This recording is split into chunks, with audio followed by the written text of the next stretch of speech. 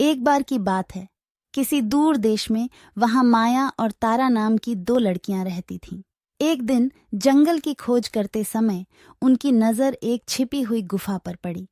गुफा के अंदर उन्हें एक चमकता हुआ क्रिस्टल मिला जिसमें इच्छाएं पूरी करने की शक्ति थी। अपनी खोज से उत्साहित होकर उन्होंने एक एक इच्छा की। माया जानवरों से बात करने की क्षमता चाहती थी, जबकि तारा उड़ने की शक्ति चाहती थी। जैसे ही उन्होंने अपनी इच्छाएं पूरी की, एक जादुई चमक ने उन्हें घेर लिया।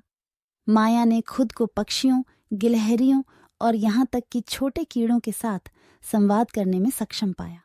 तारा को लगा कि उसके पैर जमीन से ऊपर उठ गए हैं और वह एक पक्षी की कृपा से आकाश में उड़ गई।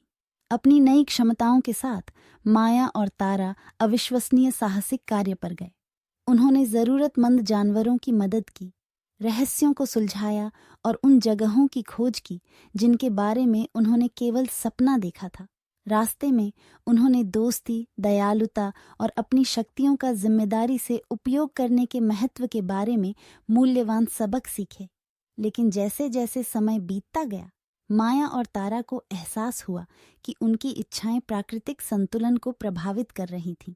जानवर हर चीज के लिए माया पर भरोसा करने लगे और आसमान उड़ने वाले प्राणियों से भर गया। अपनी गलतियों को महसूस करते हुए लड़कियों ने सद्भाव वापस लाने के लिए अपनी शक्तियों का उपयोग करने का निर्णय लिया।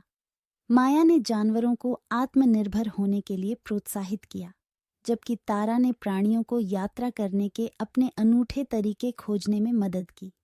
अंत में संतुलन बहाल हो गया और माया और तारा को समझ में आया कि असली जादू उनकी दोस्ती और उस दुनिया में है जो उन्हें उपहार में मिली थी।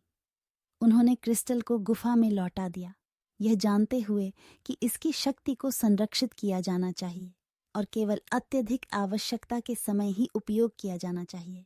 और इसलिए माया और तारा ने अपनी क्षमताओं को संजोते हुए प्रकृति और एक दूसरे का सम्मान करने के महत्व को हमेशा याद रखते हुए अपने साहसिक कार्य जारी रखे और वे सच्चे दोस्तों की तरह खुशी खुशी रहने लगे, जिन्होंने एक जादुई यात्रा साझा की थी।